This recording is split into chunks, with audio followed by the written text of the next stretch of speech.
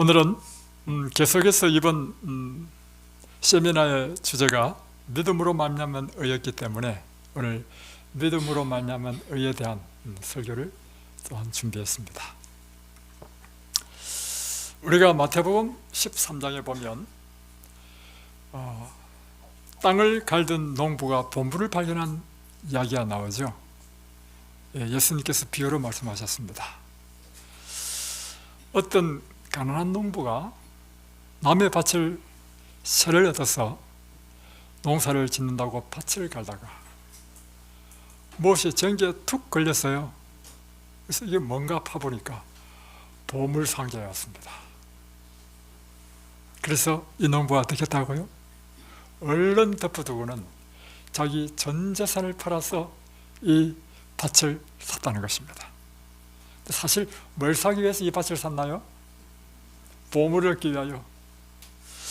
또 이어지는 비유는 값진 진주를 찾는 장사가 돌아다니다가 정말 값진 진주를 만났다는 것입니다. 이 값진 진주를 사기 위하여 그는 모든 것을 다 팔아서 이 진주를 샀다는 것입니다.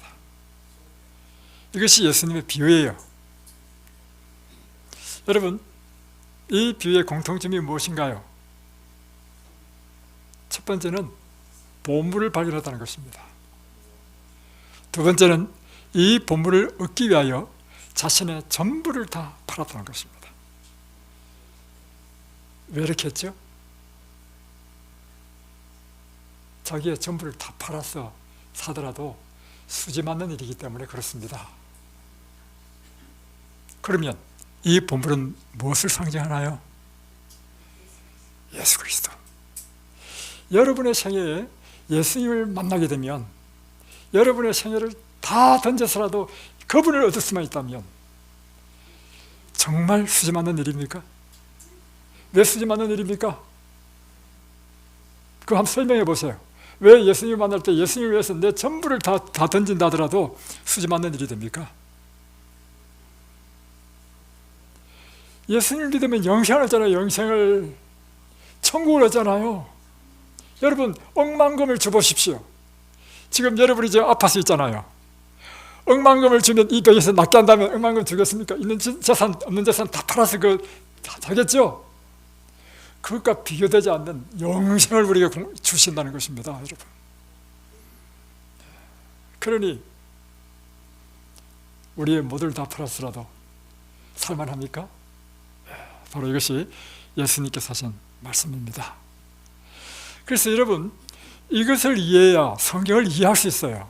왜냐하면 그 다음에 보면 이제 마태복음 19장인가요? 가면 한 부자법관이 예수님을 찾아옵니다. 예수님, 내가 어떻게 해야 영생을 얻을 수 있나이까? 그럴 때 예수님께서 좀 감당하기 어려운 말씀을 하십니다. 너의 재산을 다 팔아서, 이게 이제 마태복음에는 그냥 팔아서 돼 있는데 누가복음에는요 다 팔아서 돼 있어. 제가 어느 날 설교를 했는데 너의 재산을 팔아서 하면서 예수님께서는 다 팔지 않았다, 이렇게 다 팔아라 하지 않았다 했더니만 어떤 분이요 저한테 제 설교를 열심히 듣는 분이 문자를 보냈습니다. 누가 보기에는 다 팔아서 살았다. 진짜 보니까 다 팔았어요. 그래서 이 예수님이 이 부자법관에게 너희 있는 재산을 다 팔아가지고 가난한 사람에게 나눠주고 너는 나를 따르라. 인간적인 생각을 하면 이해가 안 되죠. 예수님 너무 심하다 생각이 들죠.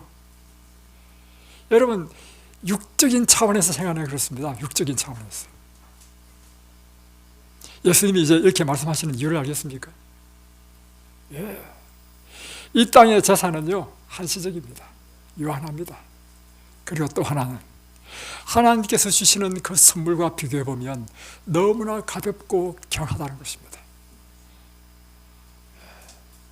예수님께서 우리에게 주시는 선물은요 청량할 수 없는, 이 세상에 어떤 보화로도 다 팔아서라도 얻을 수 없는 그 보물을 우리에게 주신다는 것입니다. 네. 여러분은 정말 예수님이 바로 그런 분이십니까? 네. 누가복음 2장에 보면 그래서 예수님께서 이 땅에 오시는 그 사건을요 누가복음 2장은 이렇게 기록했습니다.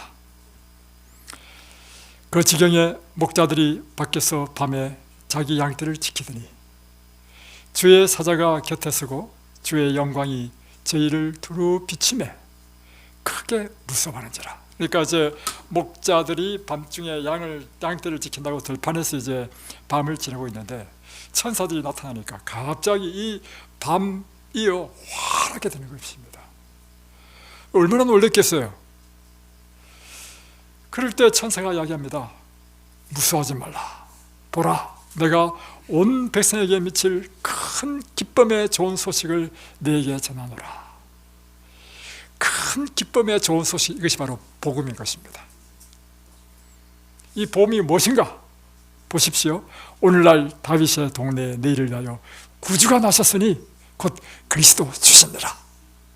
우리에게 가장 기쁘고 큰 복된 소식이 뭐라고요? 예수님, 그분이 우리를 구원하시기 위하여 이 땅에 태어나신 것, 이것만큼 더 기쁘고 복된 소식이 없다는 것입니다. 그래서 로마서 1장에서는요 사도 바울이 로마 교인들에게 편지를 쓸 때 복음이 무엇이다 이렇게 정의를 합니다. 보십시오. 로마서 1장 2절로 4절을 보면 이 복음은, 자, 이 복된 소식은 무엇인가? 하나님이 선지자들로 말미암아 그의 아들에 관하여 성경에 미리 약속하신 것이라. 복음은 누구에 대한 것이라고요? 그의 아들, 곧 예수 그리스도가 우리의 복음이라고 하는 것입니다. 이 아들로 말하면 육신으로는 다윗의 혈통에서 나셨고 성결의 영으로서는 죽은 자 가운데서 부활하여 능력으로 하나님의 아들로 인정되셨으니 곧 우리 주 예수 그리스도시니라. 자, 여러분, 복음이 무엇이라고요? 예수님은 우리에게 가장 큰 기쁨과 좋은 소식입니다. 우리에게 복을 주는 소식입니다. 그래서 여러분이 그리스도가 여러분 안에 있으면 여러분은 이 세상에 가장 복된 사람입니다. 그러나 여러분 안에 그리스도가 계시지 않으면 이 땅에서 여러분이 어떻게 살든지 관계없이 여러분은 가난한 사람, 복이 없는 사람이 되는 것입니다. 로마서 10장 16절, 내가 이 복음을 부끄러워하지 아니하노니 이 복음은 모든 믿는 자에게 구원을 주시는 하나님의 능력이 됩니다. 예수님은 그분을 믿는 자에게 구원을 주시는 하나님의 능력이라고 하는 것입니다. 첫째는 유대인에게요, 또한 헬라인에게로다. 이 뜻은 무슨 뜻이냐면 차별 없이 누구든지 그분을 믿는 자에게 하나님께서는 구원을 주시는 분, 그분이 예수 그리스도이시다 하는 것입니다. 이 복음에는 하나님의 의가 나타나서, 하나님의 의라고 하는 것은 하나님께 간합될 수 있는 상태로 우리를 만들어주는 것입니다. 하나님과 같이 되는 것.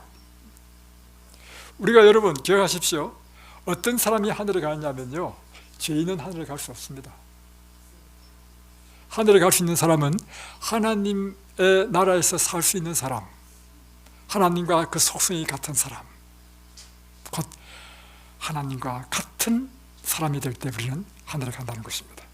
그래서 이 복음에는 하나님의 의가 나타난다는 의미는 무엇인가 하면 예수님께서는 우리를 하나님께 간합되도록 만들어주시는 분이시다 하는 것입니다.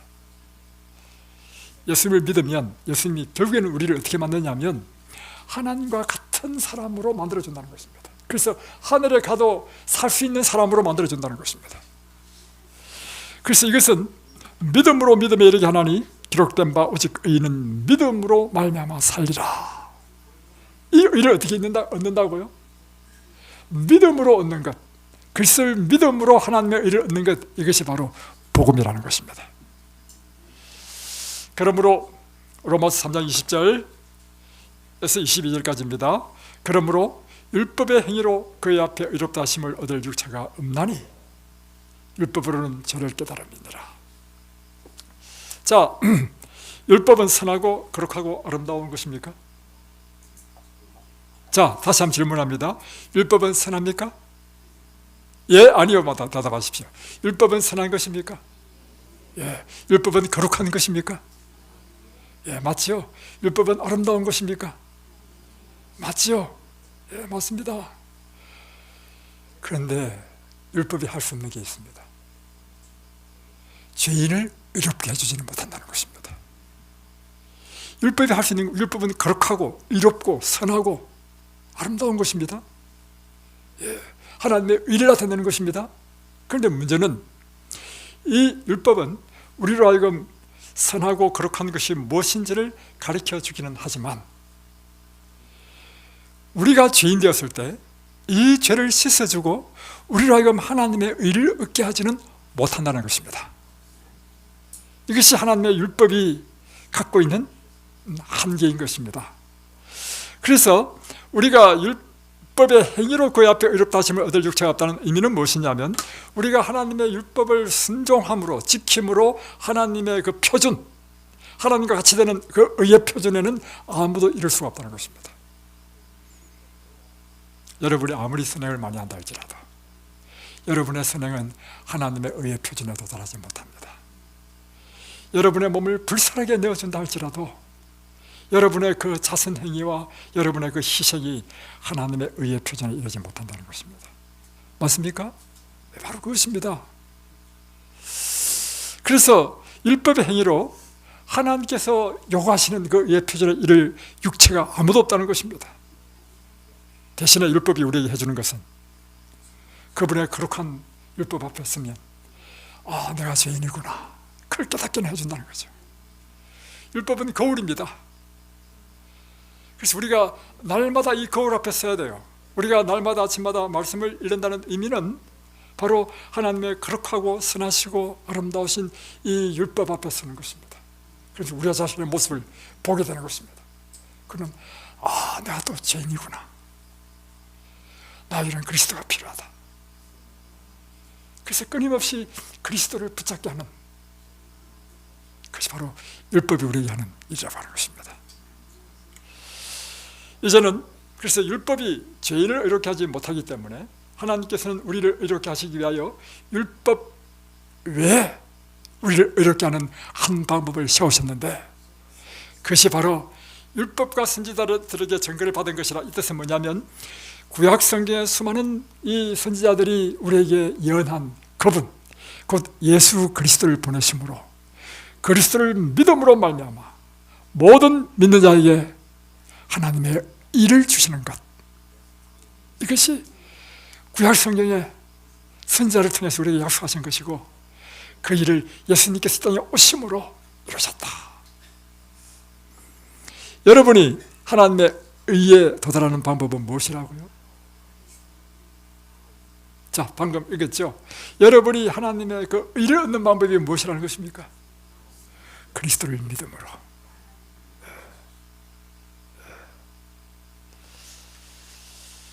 그래서 로마서 3장 23절로부터는 모든 사람이 죄를 범하였음에 하나님의 영광에 이르지 못하더니 그리스도 예수 안에 있는 구속으로 말미암아 하나님의 은혜로 값없이 의롭다 하심을 얻은 자 되었느니라.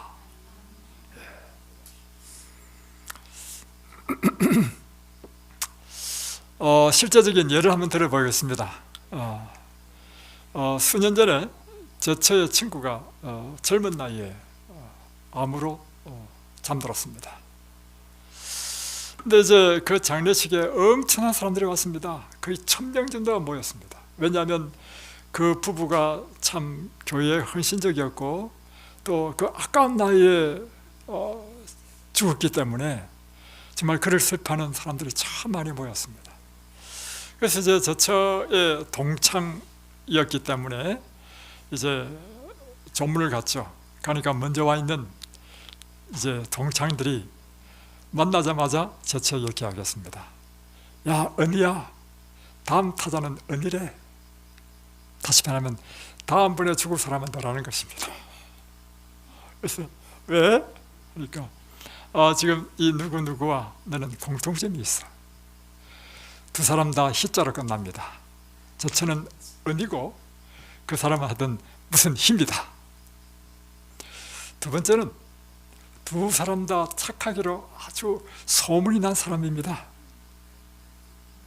이런 사람이 걸리는 질병이 있어요. 착한다고 소문난 사람들이 걸리는 질병이 뭔지 아십니까?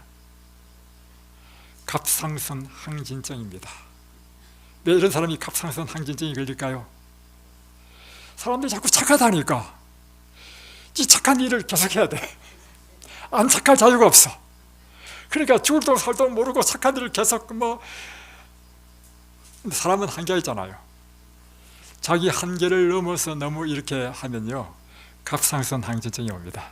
그래서 저도 갑상선 항진증으로요 꼼짝도 못하고 누워있을 때가 있었습니다. 이 자매도 역시 갑상선 항진증이 걸렸습니다. 그런데 차이점이 있어요. 무엇이 차이점이 있냐면 지금 잠든 이 친구는 시집을 잘 갔어. 시부모들이요 얼마나 이 며느리에게 잘하는지 며느리를 마치 공주처럼 이렇게 떠받들어 모셨어. 근데 저 처는 시집 와가지고 노상 구박받았어. 그게 좀 차이점이고, 두 번째 차이점은 무엇인가 하면 이 돌아가신 이분은요 끝까지 착한 사람으로 남았다가 잠들었습니다. 근데 저 처는요 착한 정우군에서 벗어나가지고 이제는 안 착한 사람이 되었다는 것입니다. 그게 차이점이에요. 뭐냐? 그래서 이 돌아가신 이분은요 암이 걸리면 얼마나 통증이 심합니까? 그 심한 통증 속에서도요 절대로 흐트러진 자세를 보이지 않았습니다. 자존심은 얼마나 강한지. 근데 제가 이제 친구들한테 이야기했습니다. 나는 말이야 이제 착한 사람이 아니야 하면서 이야기를 했습니다. 나는 정말 태어나면서부터 순종적인 아이로 태어나가지고 형제 가운데 부모 말씀을 제일 잘 듣고 언제나 신앙적으로도 순종적이고, 그러다 보니까 모든 사람이 자기에게 착하다는 말을 해가지고 나는 자기가 정말로 착한 사람인 줄 알았다는 것입니다. 그래가지고 이제 시집에 왔는데, 시집에 와가지고 시어머니한테 이제 핍박을 받으면서 엄청난 이제 고통이 시작됐습니다. 그러면서 하나님 기도했죠. 하나님, 제발 우리 시어머니를 좀 변화시켜 주십시오. 제가 시어머니 때문에 못 살겠습니다. 이러니까요, 기도를 계속 하는데 어느 날 하나님께서요 그에게 제 처에게 뭘 보여주냐면 제 처가 얼마나 큰 죄인인지 쫙 보여주더라는 것입니다. 자기는 착한 사람인 줄 알았는데 내 마음속에 있는 적개심, 분노, 미움, 그런 것들 보면서 내가 속물 중에 속물이고 내가 정말 죄인 중에 죄인이구나, 나 안 착한 사람이네. 그러면서 깨달은 게 뭐냐면, 내가 하나님 앞에 구원받는 것은 내가 착한 일을 해서 구원받는 것이 아니고 전적으로 하나님의 그 긍휼하심과 하나님의 그 은혜 안에서 구원받는 것이구나. 그걸 깨달으면서요 자신을 딱 놓아버렸습니다. 나는 이제 착한 사람 정월에서 벗어나야 되겠다. 그래서 그때부터 저는 착한 사람 정월에서부터 자유를 얻었습니다. 그런데 이게요 얼마나 강력한 능력이냐면, 내가 내 행위로 계속해서 하나님의 율법도 지키고 하나님 앞에 착한 사람 되고 사람들 앞에서 착한 사람 되고 이렇게 할 때는요 너무너무 힘들었어요. 그래서 갑상선 항진증으로 죽을 지경이었습니다. 죽게 될 지경이 딱 되니까 하나님 앞에 날마다 말씀을 연구하는데 어느 날 하나님께서 그에게 보여주신 것이, 내가 죄인 중에 괴수구나, 나는 정말 죄인이구나, 내가 구원받는 것은 전적으로 하나님의 은혜구나, 이 사실을 탁 알면서요 그 철로기에 보면 이런 것이 나옵니다. 이 장망성, 장래 멸망할 성을 떠나가지고 천성, 하늘천성, 하나님의 나라의 성에 들어가기 위하여 기독도라는 사람이 여행하잖아요. 여행을 한참 하는데 기독교의 등에는 짐을 지고 있었습니다. 그러니까 우리가 그리스도인의 삶을 산다 할지라도요 어떤 모습이냐면요, 하나님께 다 못 맡겨 뭔가를 짐을 지고 있어. 가지고 힘들게 막 여러 경험합니다. 하다가 어느 언덕에 딱 올라가는데 십자가 있는 거예요. 예수님께서 그곳에 달려 계시는 것입니다. 그 십자가의 빛을 따라서 쫙 올라가는데 자기도 모르게 등에 졌던 이 짐의 끈이 툭 풀리면서요, 그 언덕으로 따글따글 굴러 떨어지는 거예요. 그런 완전한 자유를 얻었다는 것입니다. 예수를 만나게 될 때 일어나는 일이 있는데요, 우리 마음의 모든 짐들이 벗어난다는 것입니다. 실제로 그 경험하고 난 이후에요, 제 처가 병으로부터 기적적으로 치유를 받았습니다. 그러니까 우리가 이 복음을 깨닫는다는 것은요, 실제적으로 놀라운 역사를 행한다는 것입니다. 그리고 내가 이제 착한 정원에서 딱 벗어나니까 너무너무 자유로워. 마치 새처럼 자유로워. 그리고는 친구들한테 하겠습니다. 아무래도 다음 차례는 내가 될 것 같지 않아. 미안해. 그렇습니다. 여러분, 모세, 만약에 우리가 업적으로 하늘 간다면 모세만큼 자기 있는 사람이 있습니까? 모세는 일평생 주님을 위하여 봉사한 사람이었습니다. 그러나 부자 선지자에 보면 이렇게 기록되어 있습니다. 그가 일평생 주님을 위해서 봉사했지만 그는 그의 업적과 행위로 구원을 얻은 것이 아니라 오직 예수님의 그 대속적인 죽음의 공로를 통하여 구원을 얻었다. 모세는 회개와 약속하신 희생제물이신 구세주에 대한 믿음이 하나님이 요구하시는 전부임을 확신하고 다시 한번 그의 죄를 자복하고 예수의 이름으로 용서를 간구하였다. 저는 이걸 읽으면서 얼마나 감동을 받았는지요. 왜냐하면 여러분, 정말 우리 인간적으로 생각한다면 그가 주님을 위하여 얼마나 고생을 했습니까? 일평생 주님을 위하여 바쳐진 사람 아닙니까? 그렇다면 그가 그렇게 한 행위로도 충분히 하늘에 갈 것 같지만 성경은 절대로 그렇게 가르치지 않는다는 것입니다. 그가 일평생 주님을 위하여 헌신했다 할지라도 그의 헌신과 그의 봉사가 그를 구원시키지 못한다는 것입니다. 그는 무엇이라고요? 하나님께 용서함을 받아야 될 죄인이라는 것입니다. 우리의 구원은 우리의 죄를 용서하시고 우리에게 의를 주실 수 있는 그분, 예수 그리스도, 그분을 믿음으로 구원을 받는다는 사실입니다. 여러분, 이것을 깊이 이해하면요, 실제로 여러분의 마음과 육체에 놀라운 변화가 일어납니다. 그리고 놀라운 사실은요, 신비한 능력이 우리에게 역사합니다. 십자가의 도를 깨닫게 될 때, 그런 경험을, 이거는 이제 우리가 설명이 좀 곤란하고 제 얘기를 그렇습니다. 직접적으로 여러분이 경험되어야 될 것입니다. 그래서 여러분, 보십시오. 원자력 폭탄이 무엇으로 만들어졌습니까? 아인슈타인이 이론적으로 상대성 원리를 발견하고 상대성 원리라는 이론을 세웠습니다. 이론이죠. 그 이론을 토대로 가지고 원자 폭탄은 놀라운 것이 발명돼가지고 원자력 발전소도 만들고, 그뿐만 아니라 원자 폭탄을 만들어서 막 사람을 엄청 죽이고 하는 엄청난 능력을 행하죠. 마찬가지입니다, 여러분. 복음의 이 원리는 마치 아인슈타인이 상대성 원리를 발견한 것처럼 하나의 이론에 불과한 것 같지요. 그러나 이 복음의 원리를 우리가 이해하게 되면 우리 속에 일어나는 일이 있는데요, 마치 원자폭탄처럼 우리의 속사람과 우리의 곁사람을 놀랍게 변화시키는 능력으로 역사한다는 사실입니다. 그래서 여러분, 요한에서는 무엇을 가르쳐야 되느냐면 복음을 가르쳐야 됩니다.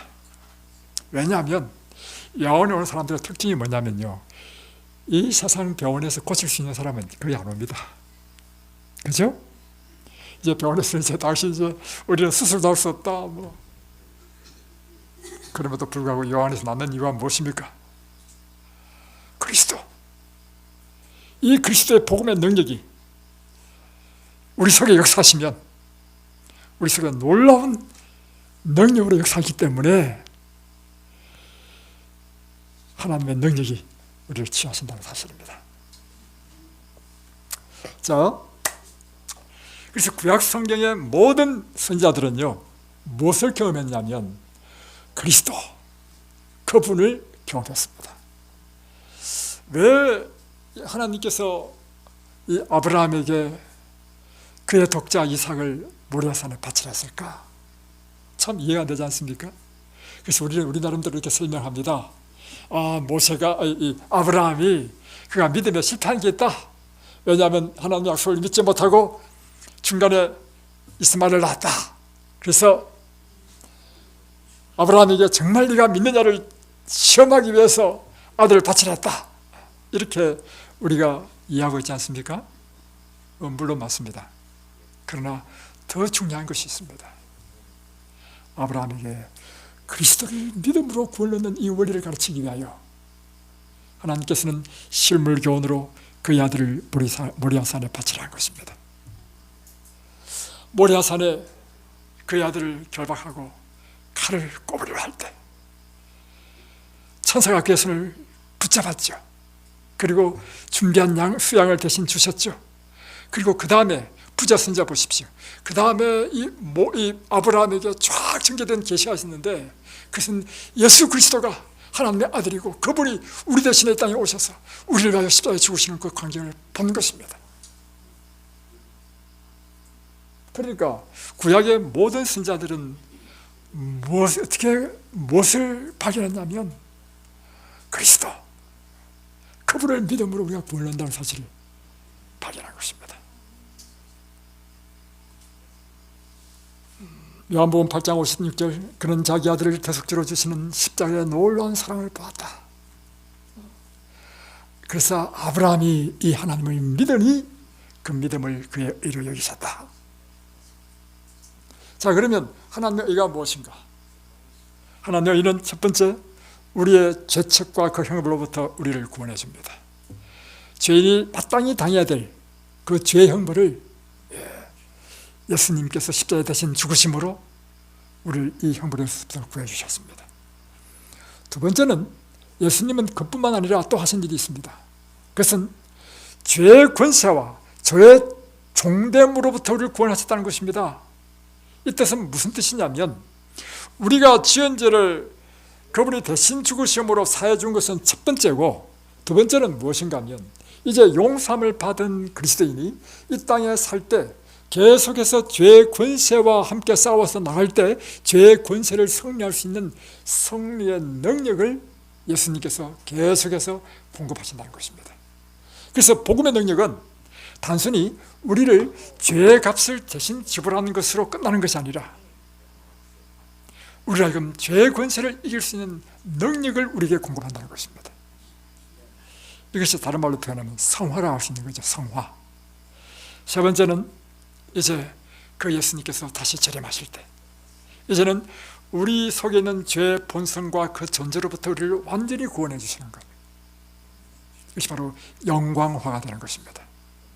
그래서 예수님의 우리를 구원해 주시는 이 하나님의 의는 칭의, 성화, 영광을 통해서 완전한 구원을 주시는 것이다 하는 것입니다.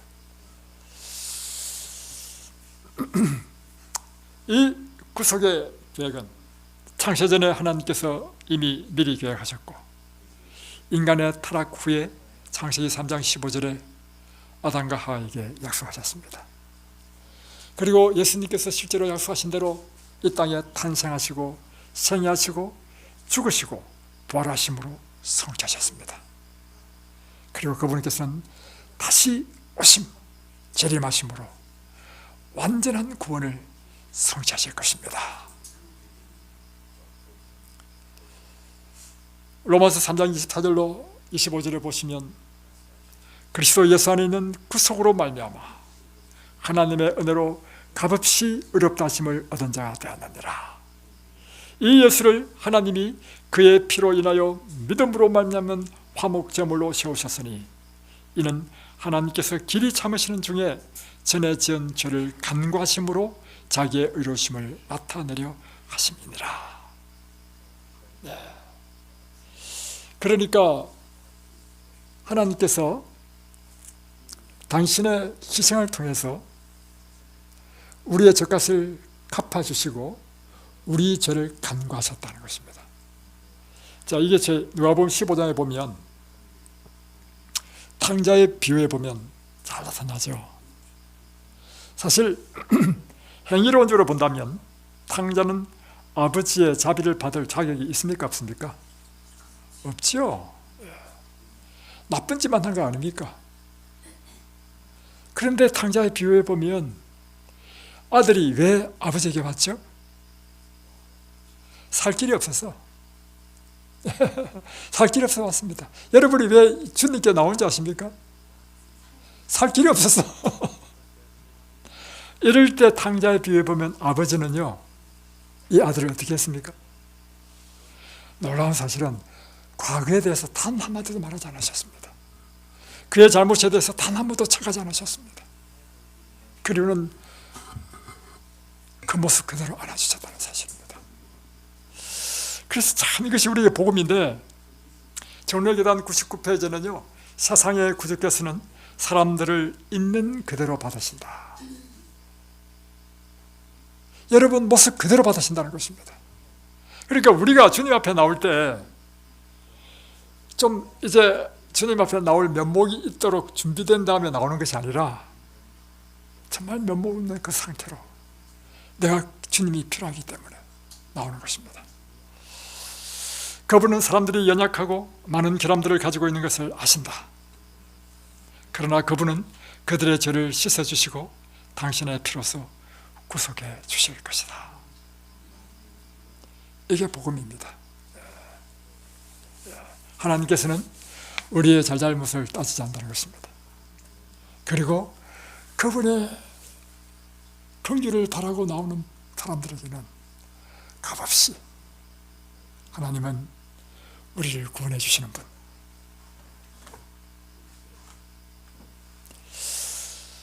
우리의 높은 부르심 53페이지는 이렇게 기록했습니다.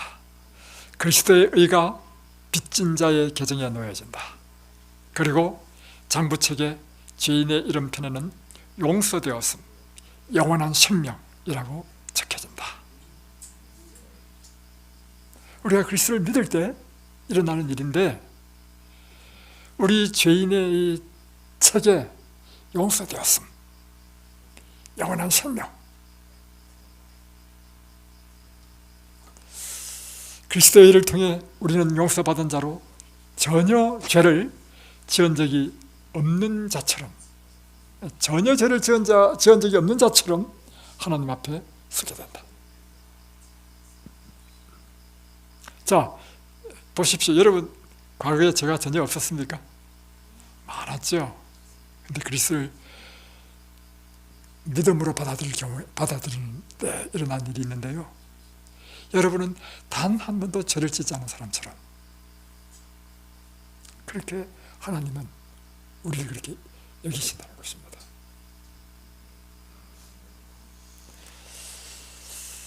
그대가 자신을 그에게 바치고 그를 그대의 구주로 받아들이면 그대의 생애가 아무리 악하였을지라도 그의 공로로 인하여 그대는 의롭다 하심을 얻는다. 그러니까 여러분, 우리가 하나님을, 그리스도를 믿는다는 의미가 무엇이죠? 우리 자신을 그에게 바치는 것입니다. 그리고 우리의 주인으로 그분을 모시는 것입니다. 그럴 때 우리 생애가 이전에 아무리 악하다 할지라도 예수님의 그 십자가의 보혈로 우리를 완전히 의롭게 하신다는 것입니다. 실무교훈 311페이지는 우리가 우리 자신을 그리스도께 바칠 때 일어나는 일에 대해서 기록하고 있습니다. 우리가 우리 자신을 그리스도께 바칠 때 우리의 마음은 그리스도의 마음과 연합되고, 우리의 뜻은 그분의 뜻과 합병되고, 우리의 정신은 그분의 정신과 하나가 되고, 우리의 생각은 그분에게 사로잡히게 되어 마침내 우리는 그분의 생일을 살게 된다. 이것이 바로 그분의 의의 옷을 입는다는 의미이다. 그러니까 다른 말로 표현하면 우리가 주님께 바칠 때 우리 마음과 예수의 마음이 완전히 하나가 된다는 것입니다. 우리 뜻이 그분의 뜻과 하나가 된다는 것입니다. 우리의 생각은 그분의 정신과 하나가 되고, 우리의 생각은 온전히 그분께 사로잡히게 되고, 그러니 우리 생애가 누구의 생애를 살게 된다는 것입니까? 그분의 생애를 살게 된다는 것입니다. 그래서 우리가 예수님을 믿을 때 일어나는 일이 무엇인가? 그것은 우리가 그리스도와 같은 삶을 살게 된다는 것입니다. 여러분, 그래서 그리스도를 믿는다는 것은요, 자세히 읽어보니까 무엇이 아니냐면 그냥 입술로 나 예수를 믿어, 나 예수님 믿어, 그분 나의 구세주야, 이런 차원이 아니죠. 어떤 차원입니까? 나 자신을 그분께 완전히 바치는 것입니다. 그러면 나는 없고 내 안에 누가 사시는 것입니까? 그리스도께서 사시는 거예요. 내 삶의 구주, 내 삶의 주인이 누가 된다는 것입니까? 그리스도. 그것이 예수를 믿는다는 의미인 것입니다. 그러면 주께서 우리를 보실 때 무화과 나무 잎으로 엮은 옷이나 죄로 인해 벌거벗고 뒤틀린 우리의 몸을 보지 아니하시고 여호와의 율법을 완전히 순종하심으로 이루신 당신 자신의 의의 두루마기를 보게 된다. 그리스도의 품성이 그들의 품성을 대신하게 되고 그들은 죄를 도무지 범하지 않은 것처럼 하나님 앞에 받아들이는 바 된다. 이뿐만 아니라 예수님께서 또 무엇을 하신다고요? 우리의 마음을 변화시키는 것입니다. 그러니까 그리스도께서 우리 안에, 우리가 우리 자신을 바치고 그리스도께서 우리의 구주로 모시게 되면 예수님께서 하시는 일이 뭐냐면 우리 마음을 바꿔버려. 그래서 이제 우리는 옛 사람으로 돌아갈 수 없어. 옛날 사람으로 돌아갈 수 없어. 여러분에게 질문해 보겠습니다. 여러분이 옛날, 또 모태신앙인은 또 잘 안 되겠네. 저처럼 중간에 예수를 믿은 사람은 옛날의 삶을 살으라면 살 수 있겠습니까? 못 살아요. 왜 그런지 아십니까? 우리 마음이 바뀌어버렸어. 누가 바꿨다는 것입니까? 예수님께서 바꿔버렸어. 확실합니까? 진짜로 확실한 이유가 뭐냐면 여러분 뭐 세상 사람들처럼 살라고 하면 살 수 있겠어요? 못 살죠? 근데 표정이 왜 이렇게 확실하지 않아요? 참나, 이거 큰일 났네. 참나. 맞습니다. 못 삽니다, 정말. 심지어요, 제가 경험한 바인데요, 내가 아무리 나쁜 짓 하더라도요, 난 그 사람 미워할 수 없더라고. 다른 이상 사람처럼 뭐 원한지고 막 복수하고 이렇게 할 수가 없더라고. 왜냐? 그 예수님의 마음이 아니야. 그러니까 예수님의 마음이 아닌 것은 내가 할 수가 없어, 이제. 왜요? 내 마음을 예수님께서 그렇게 바꿔버렸어. 그리고 오히려 또 이렇게 살다 보면요, 제가 잘못하잖아요. 잘못하면 막 가슴이 너무너무 아파.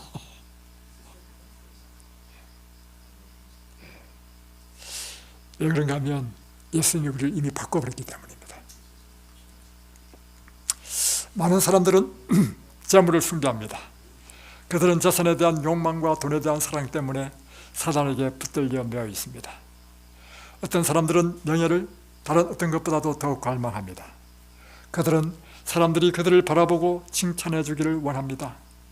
어떤 사람들은 안이하고 이기적인 생애를 누리기를 원합니다. 그러나 우리는 이 모든 것에서 돌아서야 한다. 이 모든 게 돌아서야 한다가 아니고요, 경험해보면 이 모든 것이 싫어지는 것입니다. 예수님께서 우리 마음에 들어오시면 이전에 이와 같이 재물을 숭배하고 세상을 쫓고 하는 것이요, 이제는 취미가 없어져 버렸어. 나에게 매력적이지 않아. 무엇이 더 우리에게 더 매력적이냐면 거룩한 사물을 명상하고 의를 추구하고 진리와 사랑을 추구하는 것이 더 우리에게 기쁨을 주는 일이 되는 것입니다. 그래서 우리는 절반은 하나님께 속하고 절반은 세상에 속할 수가 없는 것입니다. 전적으로 우리는 그분의 소유가 되게 되는 것입니다. 여기는 보면 이제 이렇게 표현했죠. 이 모든 것이 돌아서야 한다. 우리는 절반은 뭐 하나님께 속하고 절반은 세상에 속할 수 없다. 우리가 전적으로 그분의 소유가 될 때만 하나님의 자녀가 된다 되어 있지만요, 실제는 어떻게 되느냐면 돌아서버리게 됩니다. 그리고 절반은 하나님께 절반은 세상에 속할 수가 없게 됩니다.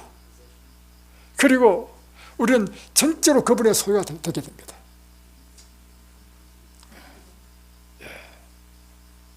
왜 그런지 아십니까? 이미 우리는요 포도나무에 접붙임을 받은 가지가 됐기 때문입니다. 이제는 포도나무와 가지가 둘이 아니고 하나가 되어버렸어. 그래서 그런 변화가 일어난다는 사실입니다.